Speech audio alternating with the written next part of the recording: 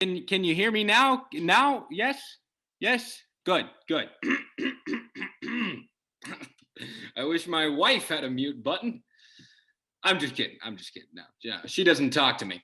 Now, before we send you off into summer and take a break from Zoom classrooms and hopefully get vaccinated so we can put this whole crazy virtual school year behind us, I believe there is one more award that some of us might be eager to hear about.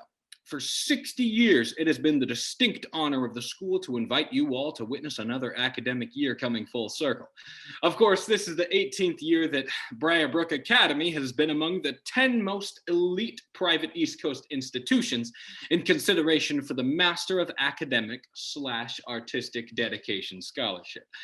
For those unaware, the MAAD Scholarship, as the kids say, is awarded to just one supremely gifted student from each of the aforementioned top 10 establishments.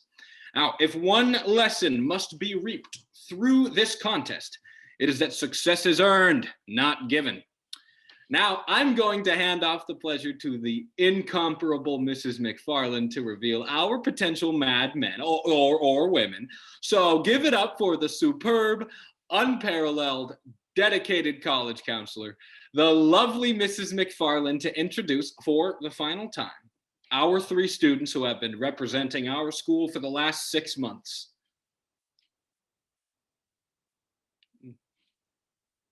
Oh, muted. You're muted. Oh, Mrs. McFarland, muted, mute button in. Thank you, Principal Nelson. Welcome once again, everyone. For 8 years, I have had the pleasure of working alongside our seniors as they stand on the precipice of higher education. I have been privileged to take a closer look at our tremendous students and help decide who exemplifies the values of our school, as well as who should earn this distinguished prize. Now I'm sure we're all extremely anxious, especially our 3 candidates. So why don't we bring them on screen? Our 3 seniors in consideration for the MAAD Scholarship are Eleanor Dearman, Nicholas Warburton,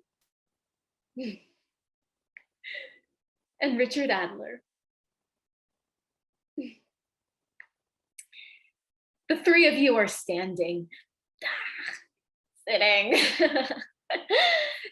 before us today because you've all done the necessary work to set yourselves apart. But now it's out of our hands as I pass it over to the MAAD committee representative. Thank you, Mrs. McFarland, Principal Nelson, and the entirety of Briarbrook Academy for allowing us to take a closer look at the individual merits of your students. For obvious reasons, the recipients of this award have never been known to take this honor lightly. The ideology of this accolade can be traced all the way back to there's no way I'm not gonna get it. It's literally not an option. My God, I might pass out. I did everything right. I did everything I was supposed to. What the hell is happening? However, what truly sets each year's winners apart is that they also do not take the process lightly.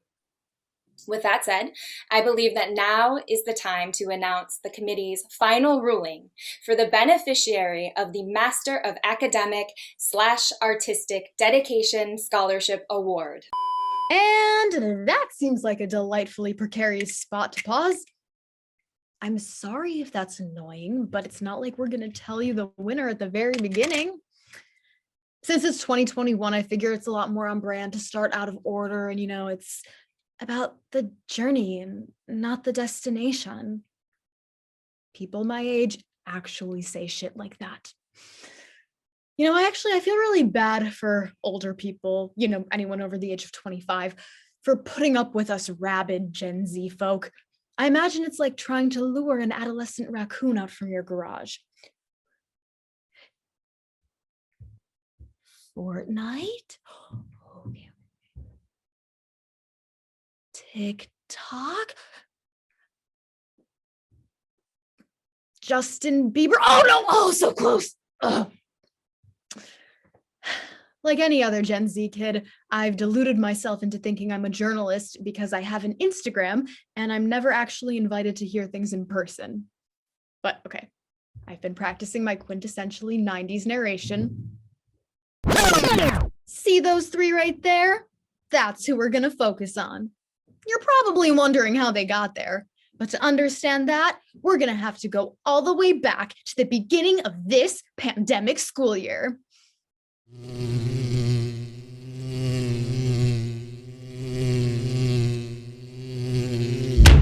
Okay, good morning, everyone. I hope the first few weeks of the virtual semester have gotten off to a good start. Oh, I'm muted.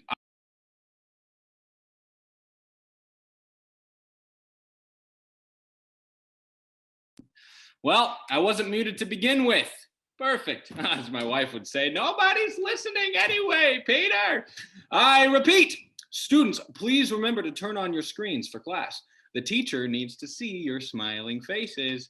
So at this time last year, I would be reminding you all about our first football game. Go Bumblebees, go Bumblebees, against the Van Cook Academy Ravenclaws. Unfortunately, due to COVID-19, we have temporarily postponed all athletics, but I have no doubt that we'll be back any day now. On a brighter note, we are excited to launch Briarbrook's new STEM lab. I happen to know that Mr. Mantis and his robotics team are already making great use of it. Now, it is my obligation to express our unwavering gratitude to the Bezos family for their extremely generous donation, which we were able to afford our state-of-the-art Bezos 3D printer. We've been able to make almost 2,000 Briarbrook face shields for every student and faculty member. Go Bumblebees! Now, finally, for you seniors, just because the leaves are starting to fall doesn't mean your grades should.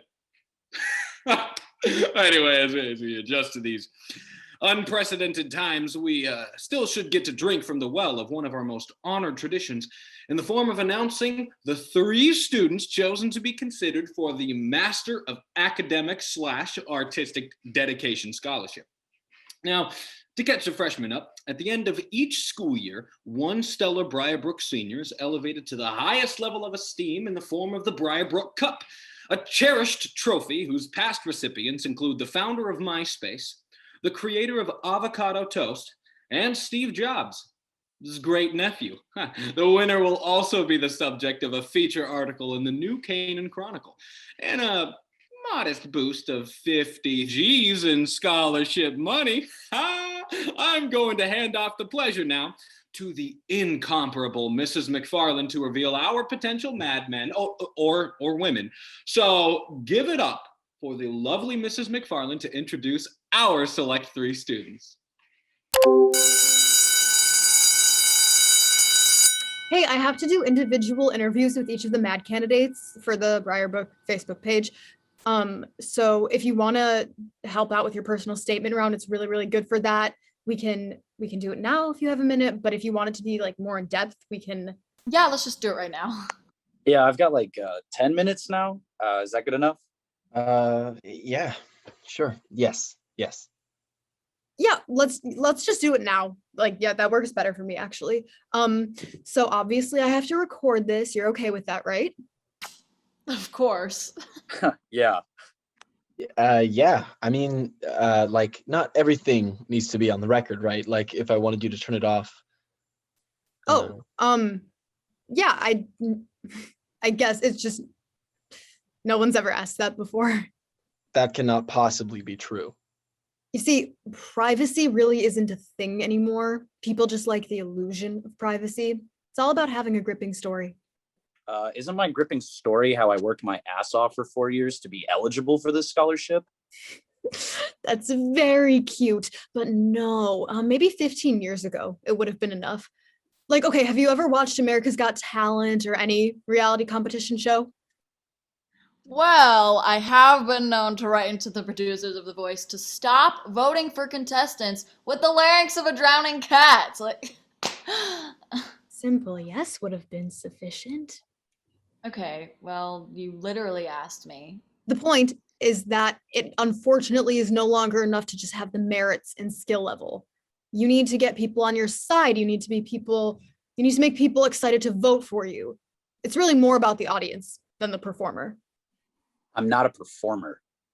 That's what they all say. So like, are you just not even gonna ask me anything I've done to get here?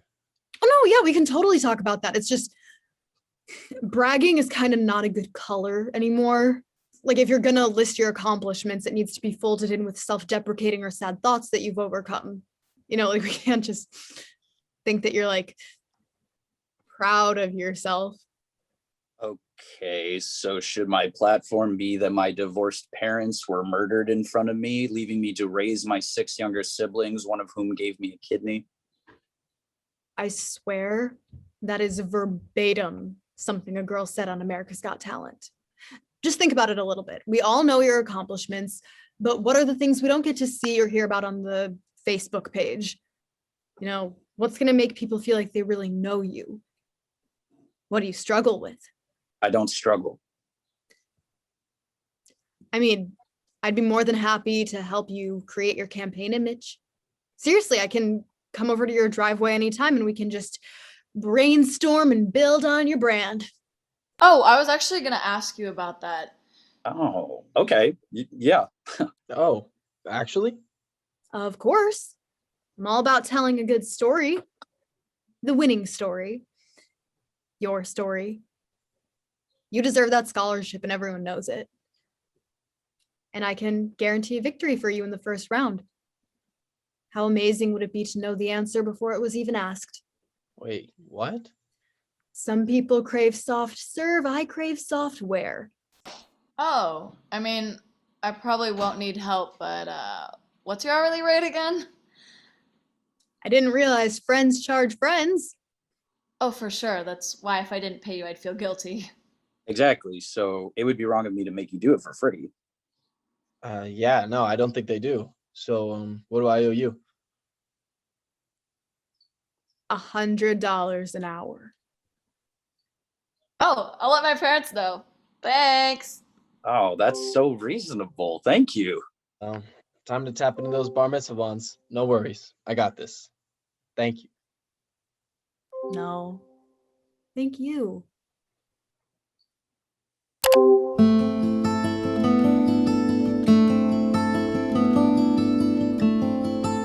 I never felt comfortable confiding in anyone about my anorexia or my bulimia.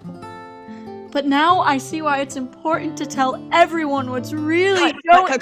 Cut. What? I thought that one was really good. No, it was. It's just, you can't talk about the problem in present tense as much. Like, we need to know that your eating disorder was really, really bad, but now you're kind of on the other side of it. Yes? Yeah, but I thought I needed to play up the adversity I'm facing. Yes. But like, with something like an eating disorder, something you kind of did to yourself, people aren't going to listen to you if you're still in the thick of that problem. There's no longevity in a candidate who might crumble at any given moment. Damn, you're good. Okay. So how do you suggest I simultaneously exaggerate and underplay the bad? Great question, Eleanor. Well, first, you can only refer to it as eating disorder. That'll make people just uncomfortable enough to empathize, but still leave some to the imagination. You can still say things like vague, like it's always going to be a struggle, but you have to pair that with something optimistic. Okay, so let's take it again. Remember, relatable, realistic, but optimistic, okay? Yeah. Action. Hi! As most of you know, I'm Ellie Dearman. But what you might not know is I've been dealing with a very personal struggle for a while now. Okay, good. We can edit this in post, but maybe personify the disorder. Like, say you've been battling a demon or fighting a monster. People eat that up. Bad choice of words. Sorry. Continue. Oh, I mean like Eliza Doolittle. Eliza Doolittle. I knew that. Eliza Doolittle. I knew that one. Okay. All right. What some of you might not know is I've been battling a secret demon for a while now. My eating disorder. When you spend all of your life trying to be perfect, eventually you run out of things to conquer. So I decided something I hadn't tried to have full control over yet was food. But what I soon found out was I wasn't controlling it at all. It was controlling me. Now you're cooking. I now know that every day is a gift, and my efforts are much better spent on bigger and better things, like the MAAD Scholarship Prize. Cut. By Jove, I think we've got it. Shouldn't I talk more about the scholarship? Oh no, everyone knows about the competition. This is where you get to really set yourself apart. Great work. Thank you, Professor Higgins.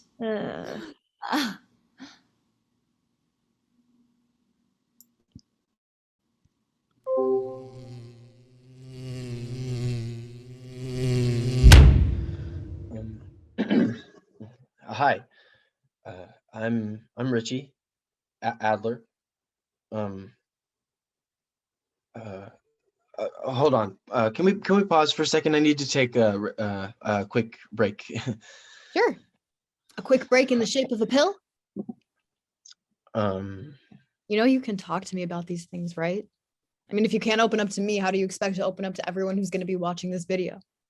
Okay, that question is just dripping with logical fallacy.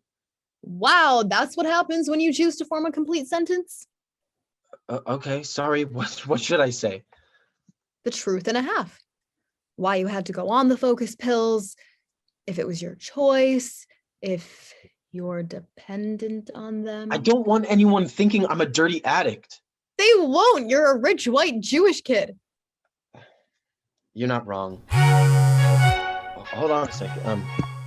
It's hold on. Hi. Did you forget something? I don't have time for this right now. I'm in an interview. What? You were supposed to leave the Ziploc bag of treats in my locker. Oh, babe, I totally fogged out. You know my combination. Just go to my locker. You're a lifesaver. I love you so much. Thank you. Love you. Bye. May we continue, Romeo? Yeah, sorry. Where were we? I was just reminding you that you're a rich white Jewish kid. Okay, yes, I get it. I need to check my privilege, but I feel like it's kind of hard to play victim with something like this. Who says you have to play? Have you ever heard of method acting? I've heard of most things. Has anyone thanked you yet for single-handedly keeping the stereotype of the only child alive? Okay, what about method acting other than, of course, the vast array of actors that practice it who are known for being well-adjusted and easy to work with? Okay, so yeah, that's the thing. Sure, they get a lot of crap for what they do when they're immersing themselves in a role, but that crap is coated with respect. The respect that can only be earned through sacrificing the ego. You need to show that what you're working toward is more important than yourself. Okay, geez, does this scholarship come with someone's firstborn? I don't think I want it that badly. Funny, I've never heard a winner say that. Do you smoke pot? Well, it's legal, you know. If you're 21, but whatever, do you smoke it? I mean, everyone has. How often? On weekends. Bullshit. Okay, well, I guess sometimes I needed to go to sleep. Bigger, come on, bigger. That's really it. What about edibles? Huh? You know, cookies, brownies, gummy bears. Don't tell me you haven't tried any of those. Yeah. My girlfriend Jackie made me these chocolate chip cookies once, but they made me so sick I couldn't get off the floor. You vape? No, my mom told me that if I did, I'd be on a ventilator in a week. What else do you need to go to sleep or to stay up? My dad has painkillers from a back surgery. I sneak a few every couple days from his stash, like 2 every few days. He would be so pissed if he knew. Perfect. Those are super addicting. Just what you need. No, I don't need them. They just help me sleep. There you go. And remember, what you say in the video doesn't have to be fully true as long as it's going to become true in the near future. Okay? Action. Okay. Yeah. You're right. Okay. I think I know what to say. Hi, I'm Richie Adler. A lot of you might view me as someone with his affairs in order, an undaunted past, and a glistening future. But I'm far from that symbol of perfection. I'm addicted to prescription painkillers. I share this with you today, not to talk about me and my issues, but to help others who struggle with addiction. Attaboy.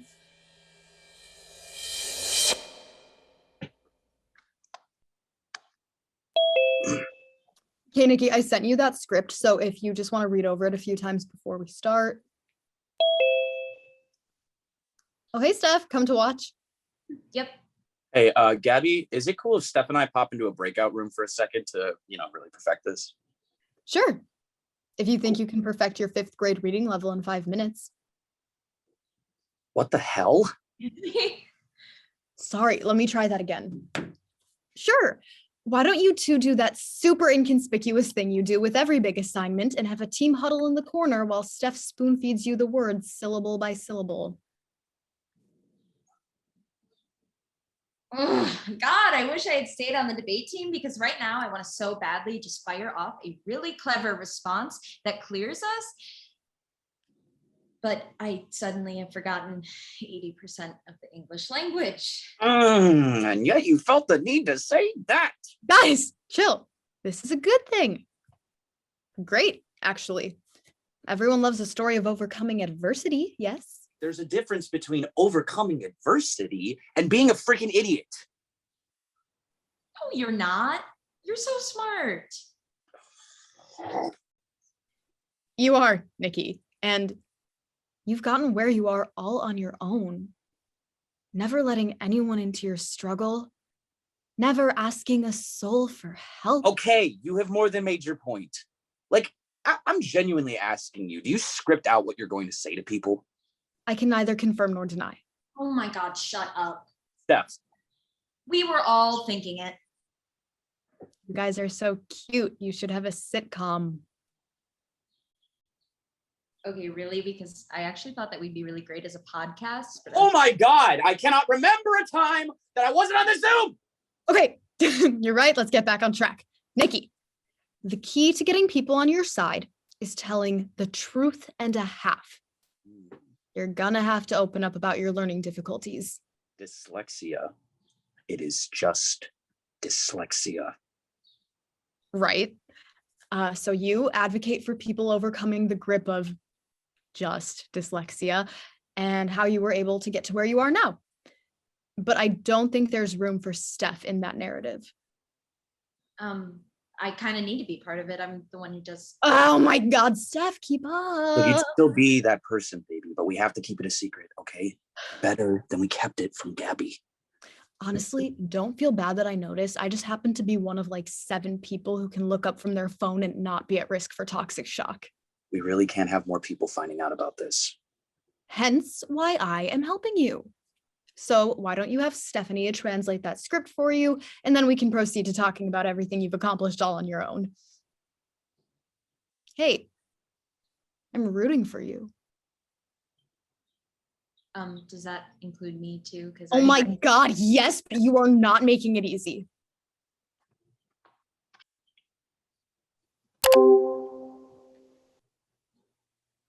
So you logged on to the link I sent you and got the answer, right? Yes. Yep. Yes. Remember, I'm rooting for you. Okay, the live stream goes live in 60 seconds. Ah. I just said live twice. Okay, why don't the three of you log on to your Kahoots so we can pit you against each other in front of everyone? I'm kidding. Okay, we're gonna get started. Places, as they say. Good morning, everyone, and welcome to round one of our MAAD dash to the finish. I just want to take a moment and send a special thank you to Briarbrook's very own student-run TV studio for live streaming this year's competition. I was told that there are over 1,000 watching right now. Although we can't be too sure if those are people or their pets.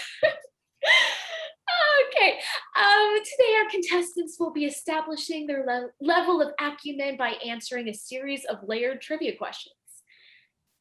I know that I'm no Alex Trebek, but for those of you who feel like a genius for watching Jeopardy, boy, you're in for a treat. Oh, and remember that the first Zoom hand that pops up on my screen is who gets to answer the question. In other words, the early worm gets the worm. Okay. You'd have no way of knowing this, but this is actually my first time hosting the live portion of the competition. Okay, contestants, are you ready? Yes! That was more of a head nod situation, but okay. Let me open the first category, which is, pop culture. This question is for 50 points. Which athlete began the controversial trend of taking a knee in during the national anthem in support of the Black Lives Matter movement? And what sport do they play professionally? Nicky. Colin Kaepernick, football. Okay, Nicky, you're now on the board with 50 points. The next category is wordplay. For 100 points, minister and human rights activist, blank, famously used the rhetorical device called chiasmus as we didn't land on Plymouth Rock. The rock was blank. Ellie. Who is Malcolm X and what is the rock land on us? Very good, Ellie. You're now on the board with 100 points. And just as a reminder, we're not using the Jeopardy question and answer format. Okay, the 150 point category is landmarks in geography. How many wonders of the world are there? And please name them. Richie. Yeah, thanks. There are traditionally 7, but 8 if you include the Pyramid of Giza. The Great Wall of China, Chichen Itza, Christ the Redeemer, Petra, Taj Mahal, Machu Picchu, Pyramid of Giza, the Great Pyramid of Giza, and Colossus of Rhodes. Wonderful. Richie. Oh, you're now leading with 150 points. Don't worry, there's yet another layer to that question for 100 points. Name the country to which the aforementioned wonders belong. Nicky. China, Mexico, Brazil, Peru, India, Jordan, Egypt, and Italy. And with that, we move on to round 2 with Richie and Nicky tied for first with 150 points and Ellie close behind with 100. Hey, I feel like we can skip to the final round because you've probably heard enough of these questions to feel smart for the day without feeling overwhelmingly bored, right? Okay, so let's get to the final round. Moment of truth. Guess I don't really deserve to call it that now, do I? The irony is delicious. Okay, right here, Mrs. McFarland conveniently summarizes everything for those of you who are either confused or not paying attention. And right. Okay, we've reached the final round with Richie and Ellie tied at 1,000 points and Nicky on their heels with 950. The last category is, let's learn about the USA. For 50 points, you must correctly identify 3 states.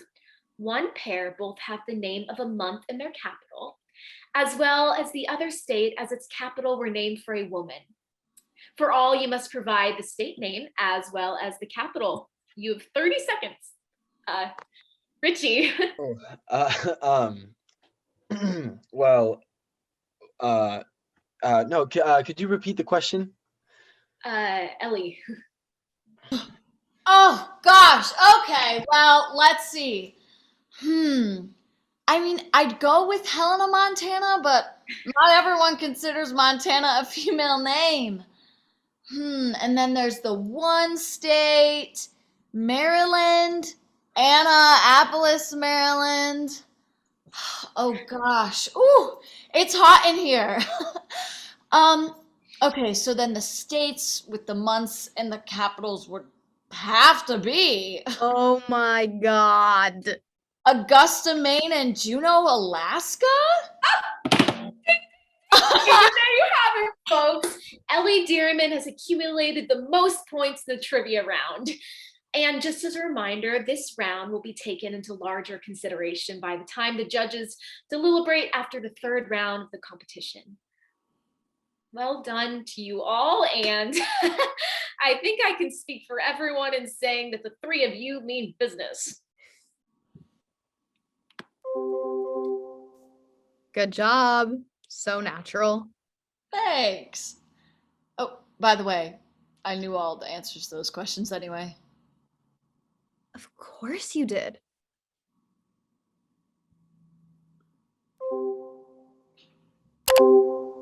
And he'll fly back home to me one day.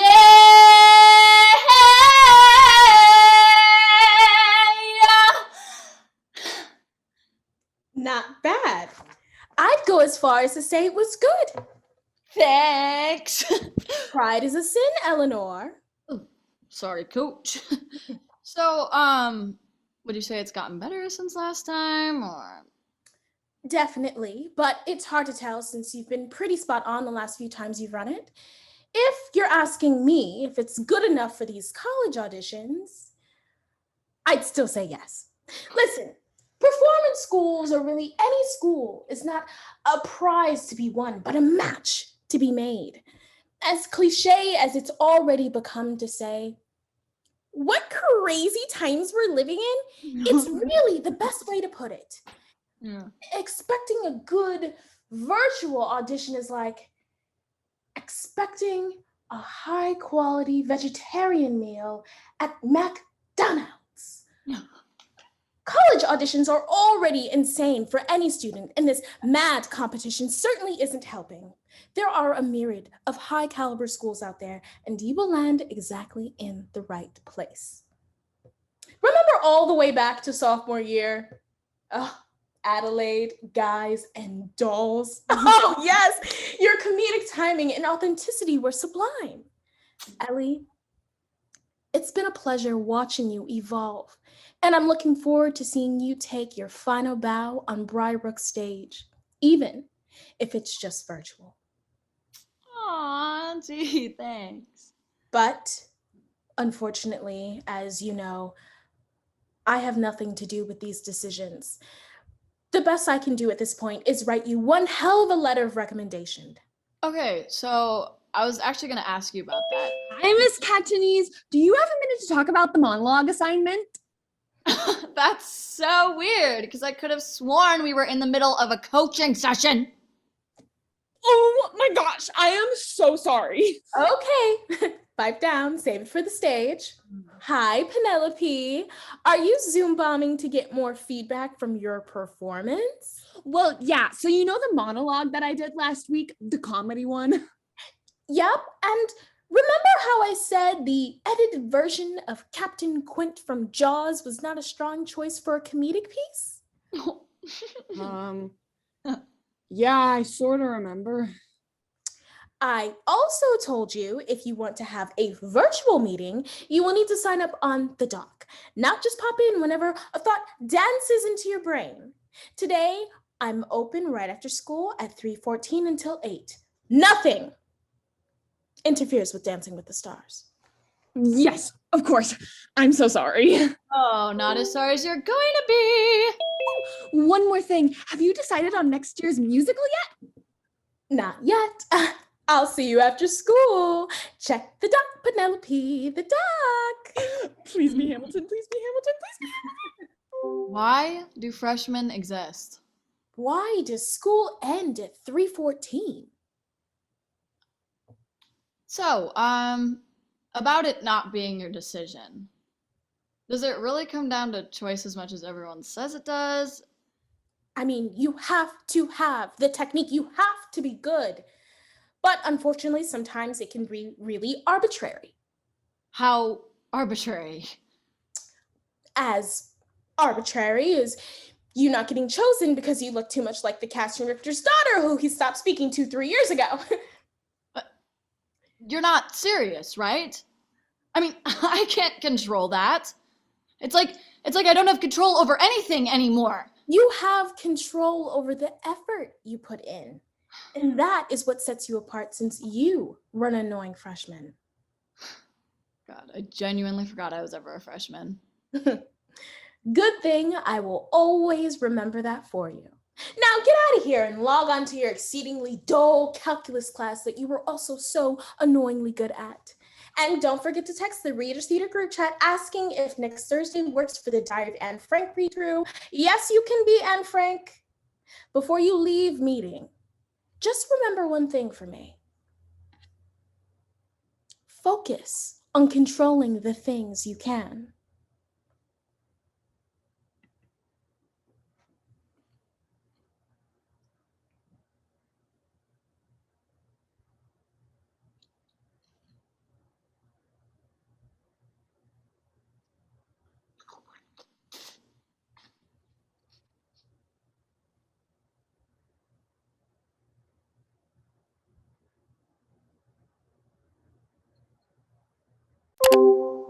Okay, just try it from that same spot.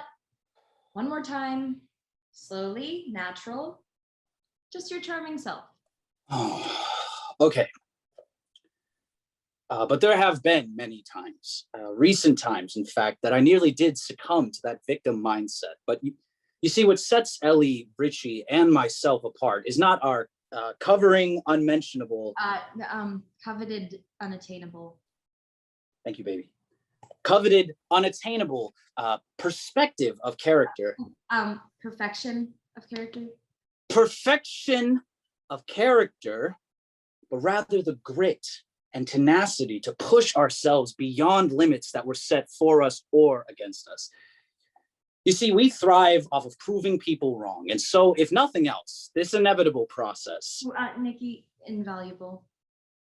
Invaluable process has given me the comfort of proving my fourth grade teacher wrong, who said that I would never read past a kindergarten level. Thank you all. Okay, that was better. That was actual crap. Okay, take a breath, take a minute. I promise, objectively speaking, it is getting better each time. Okay, and that's like congratulating someone that's flat broke because they're no longer $30,000 in debt. Come on, you just have to relax. Oh, okay, you're right. And you know what, in the meantime, do you want to stick your hand in some fire and ask it not to burn you as well? Can't help you when you're like this. But I'm sorry, okay? I am really sorry. It's just so frustrating. I just wish I wasn't so stupid. The only thing stupid is that you don't see how smart you are. Whatever.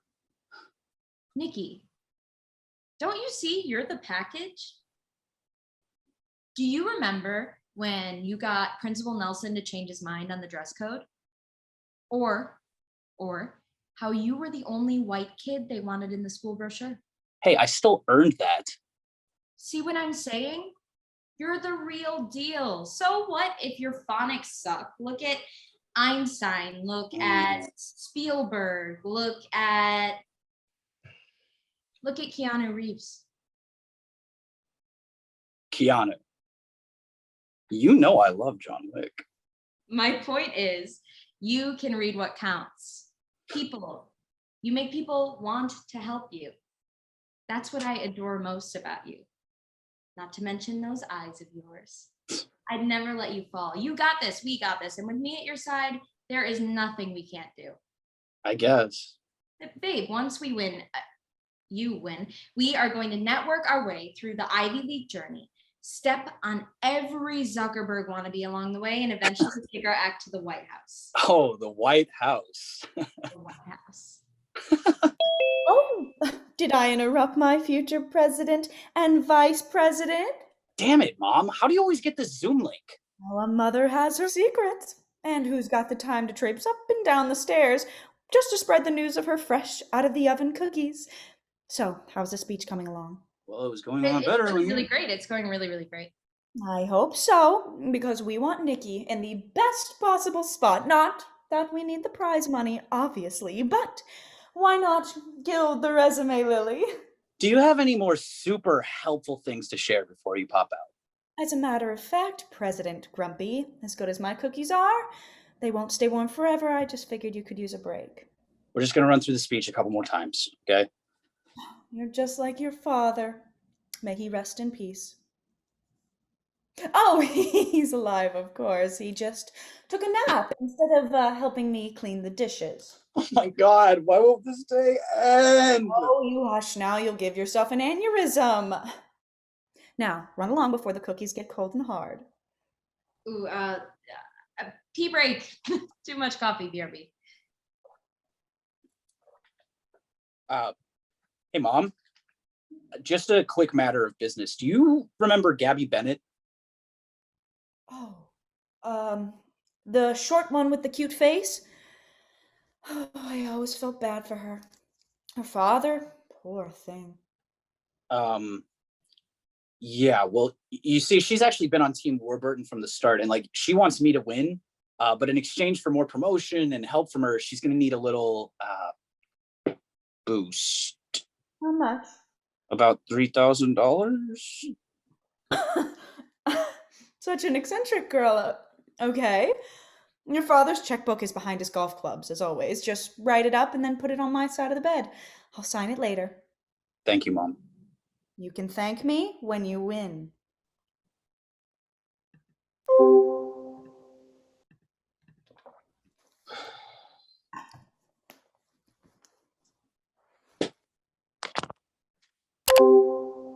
Oh, okay. Yep, you were right. Let me guess, you're hip again? Yeah. I don't even know why I went to practice today. We don't even play any games. Oh, fun. Do you have any more of those pills? You still have some, right? Could you go and check your dad's cabinet? Yeah, I mean, I only have like a dozen left, but oh, damn it. I hate to say the once plentiful cabinet, is now bare. So I need to find a new source because it won't be pretty going into the final round of this competition without the proper support. So, babe, if you made it through practice today, I'm sure Richie! you don't actually. Richie, God, Richie, we both know you're going to win this competition anyways. So just give me the frickin' pills. Please. You can have 2. That's it. Besides, I mean, you're the one who told me to start taking them in the first place. You figure out a source. Don't worry, babe. My Aunt Maeve just had knee replacement surgery, and I think it's time we pay her a get well visit, no? Yeah, it totally is. Yeah? Yeah. Actually, my whole body is just starting to hurt everywhere. So badly. Oh. Well, we'll just have to fix that, won't we? Mm. Here, babe, just finish off the bottle. I mean, you're basically a doctor, right?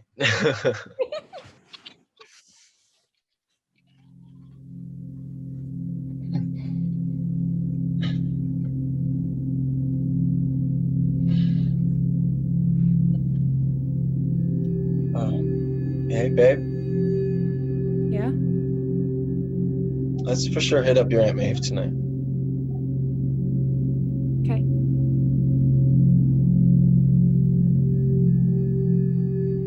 Hey, Richie, Yeah, babe? what time do you have to be home? I thought I was already home.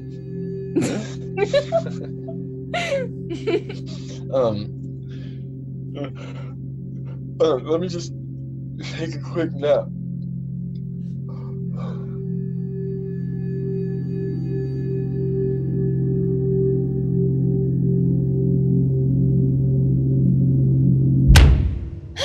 Welcome back, everyone. And for those of you who weren't here for round one, boy, have you picked a good day to hop on board. While we got to pick at our contestants' more cerebral side in round one, today we get invited into their more visceral facets. So going in alphabetical order, we'll first be hearing from Richard Adler. Remember to go big. It's the only way I know how. Oh, damn. That sounded weird. You're fine. Just go.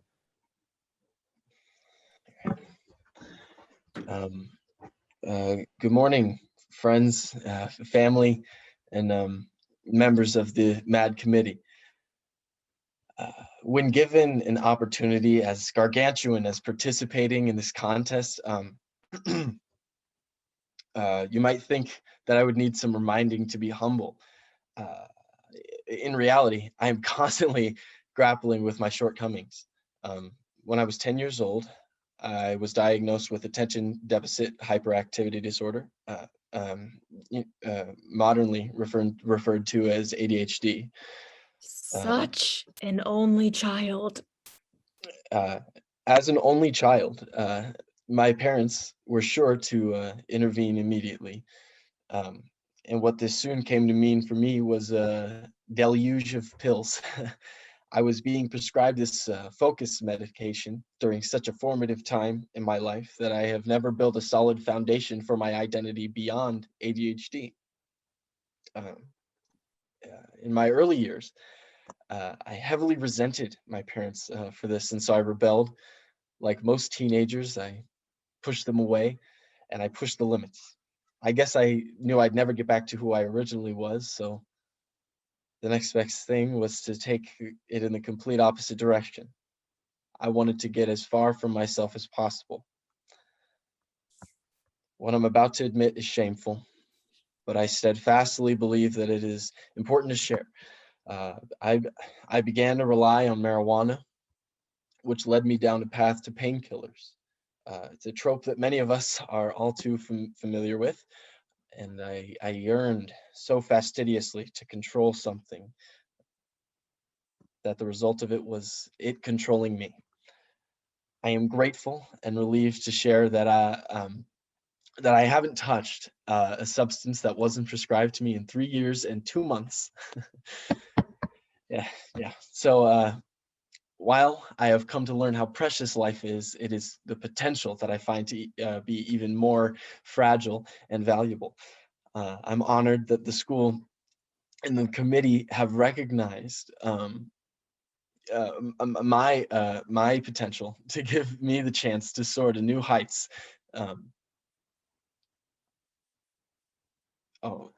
Thank you.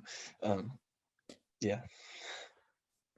There's nothing better to punctuate a statement of sobriety than stumbling out of frame.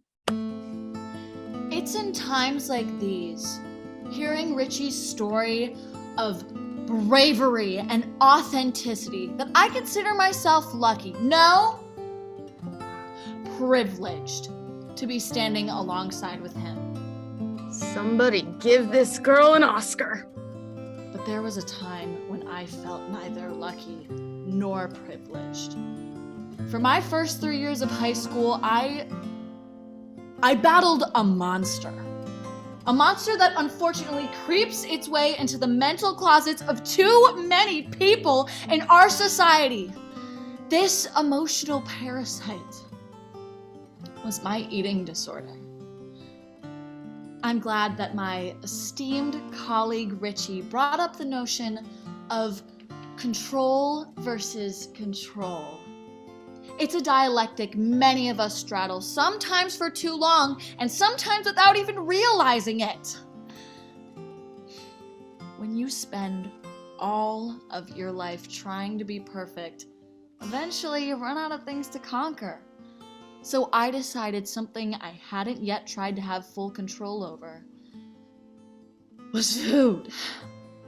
But what I soon found out was I wasn't controlling it at all. It was controlling me. As dark as times got, I had a feeling that there was a purpose for me to keep pushing forward. I now know I can say that this competition, this opportunity, are the manifestation of that purpose. Thank you all. Sorry, I'm allergic to bullshit. Okay, you're up. You're memorized, right? Yes, please don't freak me out. Wait, take these.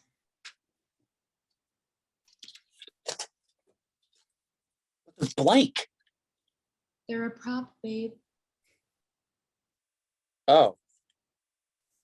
Oh, you're good. Okay, okay. Ooh. Good morning, everyone. You know, I long for the day when the kid whose last name starts with a W gets to go first. All levity aside, it will come as no surprise to you that, much like my peers, my path to this podium has been paved with adversity. There should be a drinking game for every time he looks at the note cards and pretends to actually be reading off of them. You see, throughout elementary school, I loved the idea of learning, but something was off. I couldn't quite identify the problem, but it felt like I was trying to sprint through a swimming pool. You see, my motivation never matched the execution. And when I was 11, my teacher took enough interest in me to help my family and I discover that I had dyslexia. Now, you see, my mom and dad cried, but I didn't. I stopped. And, you know, it was a moment that I can only describe as the quintessence of bittersweet. And as gratifying as it was to finally know what was wrong with me, there was now something officially wrong with me. And, you know, even in my quasi-developed 11-year-old brain, I knew that moment was presenting me with a choice. You see, I could indulge in learned helplessness and fall victim to that cognitive roadblock, or I could start constructing myself around it. And so I obviously chose to fall victim. But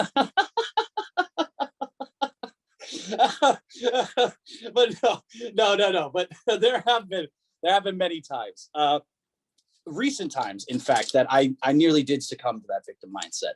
But you see, what sets Ellie, Richie, and myself apart is not our all too coveted, unattainable perfection of character, but rather the grit and the tenacity to push ourselves beyond limits that were set for us or against us.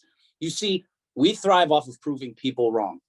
And so if nothing else, this invaluable process has given me the comfort of proving my fourth grade teacher wrong. She said that I would never read past kindergarten level. Thank you all.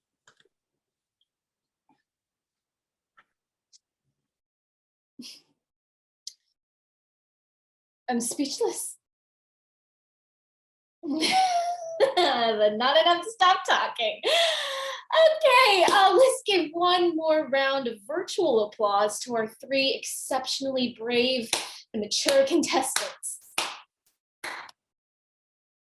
You all should be very proud. As we've learned from previous years of this contest, it is not appropriate to assign a point value for this round, as our contestants have all been extremely vulnerable in sharing their personal statements today. The judges will, however, take into account the merits of each of the students as long as what has been learned about them through their stories today.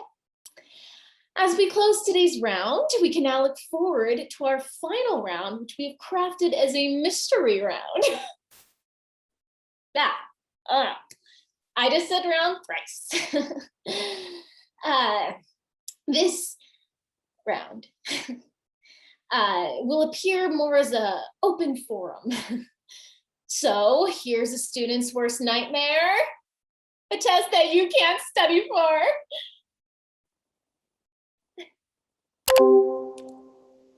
Now, Mariana, you know I'm all about telling a good story, but you know I can't use that word in the article. Thank you for your time, though.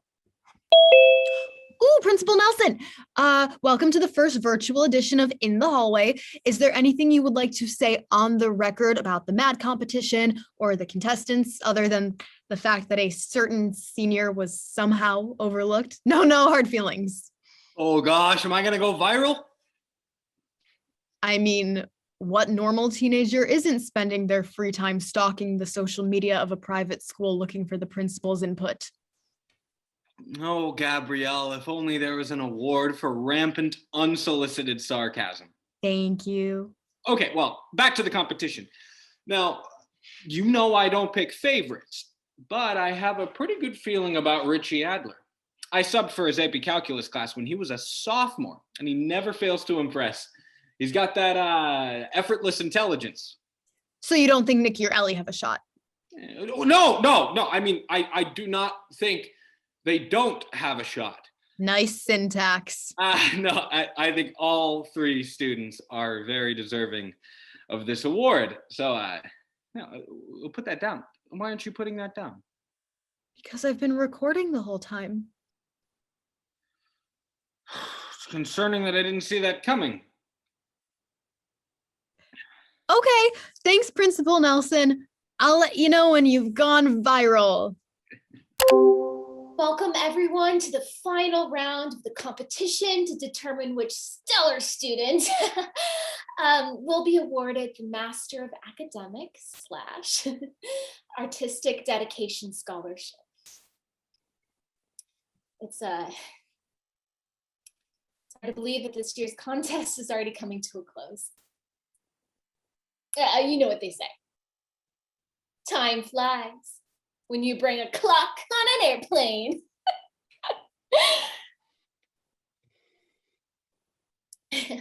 That one always lands better when my uncle says it. He's kind of like the Robin Williams of our family. Okay, let's bring out Richard Adler, Ellie Dearman, and Nicholas Warburton. In the spirit of organized chaos, we won't be choosing who speaks first. In fact, this round only consists of one question.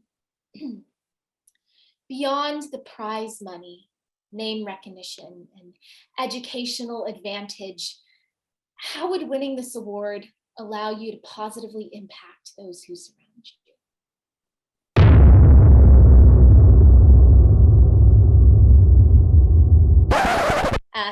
I don't think I enunciated enough.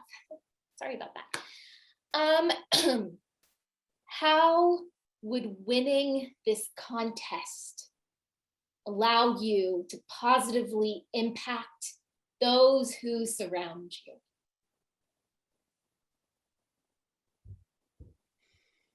Go ahead, Nicky. No, please, ladies first. Oh, how considerate.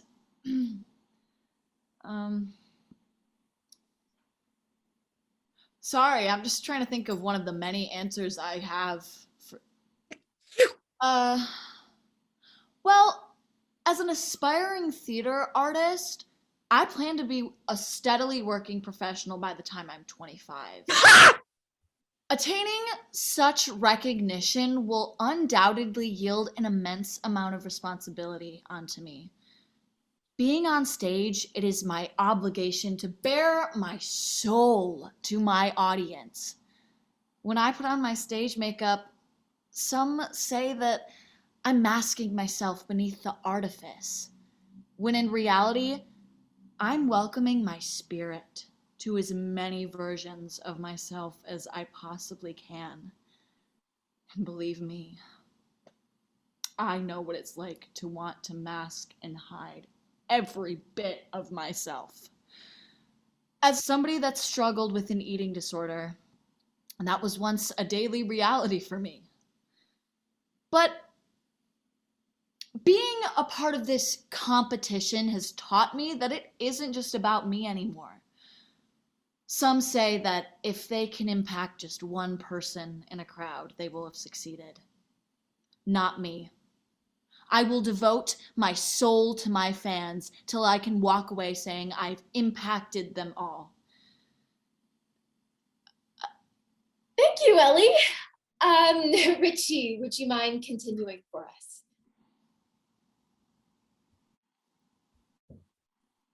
Richie? Uh, Nicky. Yes, thank you. I would have to make sure that anybody struggling, any young students who have learning disabilities or really any cognitive deficiencies would be supported and quickly intervened with so that they could have the same chance and success as any, average kid. And how would you go about doing that, Nicky? Of course. Well, I plan to, you see, I plan to use my experience at Yale University alongside my biggest supporter, Steph, Stephanie Pierce Morris, where we will both graduate with degrees in special education and political science. And so we will move our efforts to Washington, D.C., where I will lobby to secure the priority of education in our schools, making sure no students gets through the education system without the proper support. I mean, like, who's gonna say no to this face, right? I mean, I hope, a few years from now, I can come visit Briarbrook and just maybe have a student in the hallway greet me with gratitude for what I've done with their education. Yes. So thank you. That's my answer.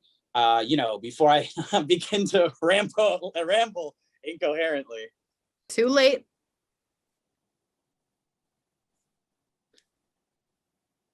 Richie? I don't feel right.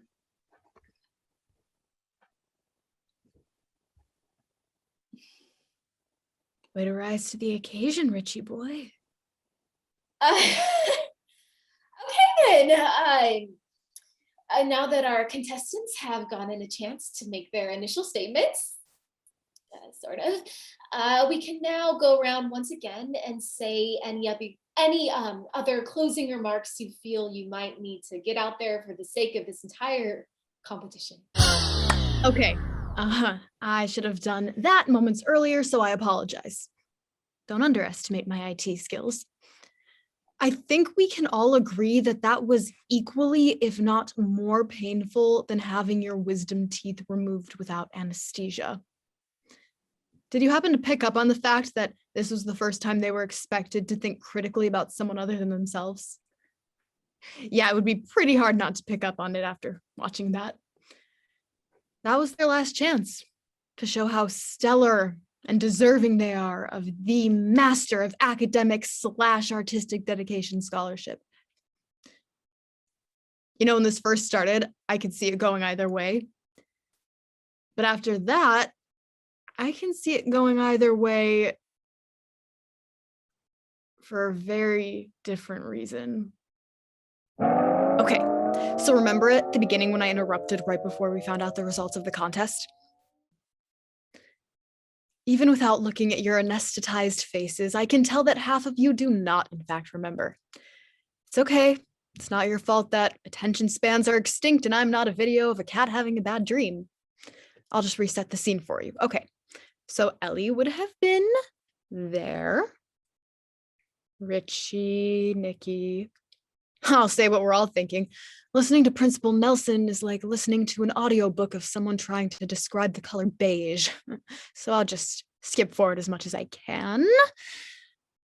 And here. Thank you, Principal Nelson. Welcome once again, everyone. For 8 years, I have had the pleasure of working alongside our seniors as they stand on the precipice of higher education. I have been privileged to take a closer look at our tremendous students and help decide who exemplifies the values of our school, as well as who should earn this distinguished prize. Now, I'm sure we're all extremely anxious, especially our 3 seniors. So why don't we bring them on screen? Our 3 seniors in consideration for the MAAD Scholarship are Eleanor Dearman, Nicholas Warburton, and Richard Adler. The 3 of you are standing, sitting before us today because you've all done the necessary work to set yourselves apart. But now it is out of our hands as I pass it over to the MAAD committee representative.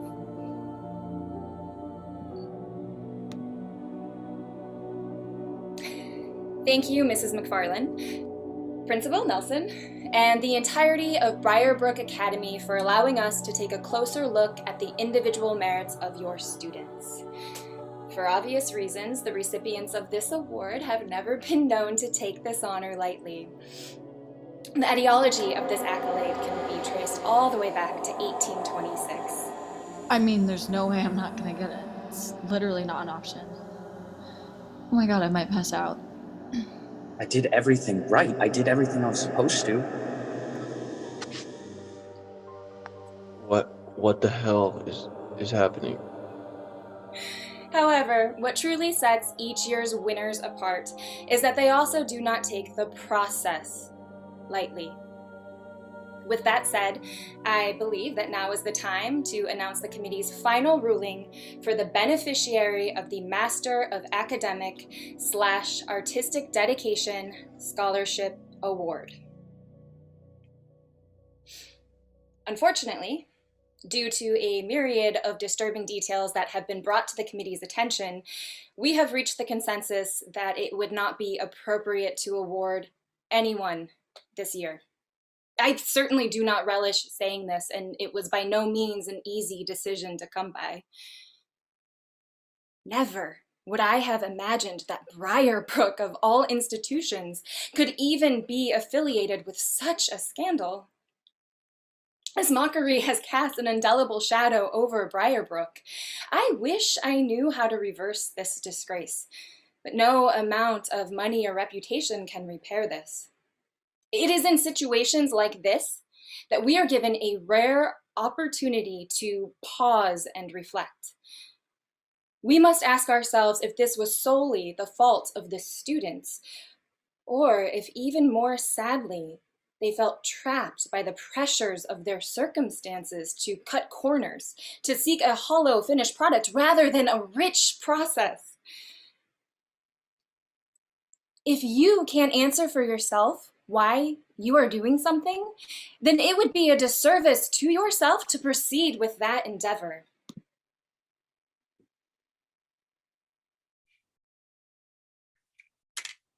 Oh shit! Did you see that coming? I don't care, just pretend you didn't. Who could have guessed that the very emblem of success that these 3 were destroying themselves for happened to be the reason that not one of them got it? I feel like some of you still think there's going to be a hopeful turnaround, so let me just get this out of the way. Nicky went off to Yale with the intention of majoring in special education and political science with a concentration in community action and social change. After 1 month, he realized he was not as liberal as he thought he was when he was called a murderer for not adhering to a vegan diet. Fucking vegans.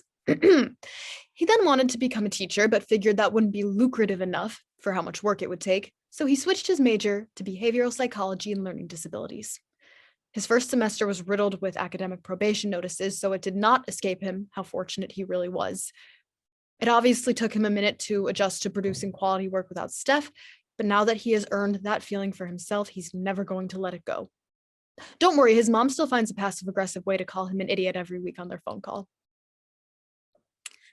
Ellie's parents proved to have enough influence to make sure this ignominious debacle never met her permanent record. Of the 16 musical theater conservatories Ellie auditioned for, she was admitted to 3. She decided to attend the University of Michigan's School of Music, Theater, and Dance, an extremely selective program. Ellie wasn't used to suddenly being no more outstanding than any of her peers. As I'm sure nobody could have predicted, Ellie continued to seek control through her eating disorder. Every criticism she received from a professor could be remedied by skipping a meal. Every role she didn't get cast in justified her punishment of throwing up whatever she had eaten that day. After 6 months in this extremely high caliber program, Ellie reached the point of binging and purging up to 5 times a day. Her classmates caught on, and not knowing what else to do, they each wrote letters to the administration requesting that she be removed from the cohort. She sought much needed counseling, and she is currently in an outpatient program for eating disorders and anxiety, and doesn't know if or when she'll return to the performance program. Richie didn't look too great on stage, did he? Funny how that sneaks up on you. That hollow look of someone with a chemical dependence. After that flop of a ceremony, Richie and Jackie retreated to his car to get high on fentanyl just to make sure there was no chance of feeling anything. The thing about fentanyl is that you can overdose on the equivalent of 4 grains of salt. It took 10 minutes for them to overdose. Jackie lived. Richie did not. Jackie also ended up in a rehab facility for minors and recovered just in time to return for her senior year of high school. I actually published a piece she wrote about overcoming addiction. She talked about her guilt for Richie's death and getting him into pills in the first place. That isn't something that's going to leave her mind anytime soon. Richie was charming in an approachable way. He was affable, brilliant, never took himself too seriously. But what do you think people are going to remember when his name gets brought up? The friendliness? Or that he snorted too much in his car? Oh, me? I'm not used to people inquiring further about my life. They just kind of assume that my life takes on the reflection of whoever's story I'm telling. And they would be totally right in assuming that. I mean, if I hadn't been focused on Ellie, Richie, and Nicky, then you wouldn't have been. You'd maybe wonder who tipped off the MAAD committee representative with all those disturbing details. And then that would mean you'd maybe notice that I didn't exactly help their individual chances of winning this award. You follow, fella? Do you know what movie that's from? The Sting, 1973. My dad was always obsessed with these swindling type old flicks, you know, from the 70s. He had a huge VHS collection. The Sting was about 2 grifters from the 30s, starring Paul Newman and Robert Redford. I had such a crush on Robert. At the end, when Newman and Redford give the signal that the con is in play with the finger rub off the side of the nose. You follow, fella? My dad loved that line. Well, now that I've answered all of the questions you didn't ask, look who ended up with the prize in the bright future. I just closed a deal with Netflix to sell them this story for a reality series, and I sold it for $50,000.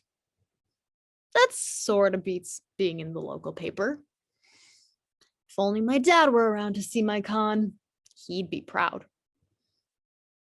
Or he'd think I'm a terrible person. I don't know, something in the middle probably. And to think this all could have been avoided if I was just considered for the MAAD competition in the first place. That's what happens when you underestimate the short girl with the cute face. You follow, fella?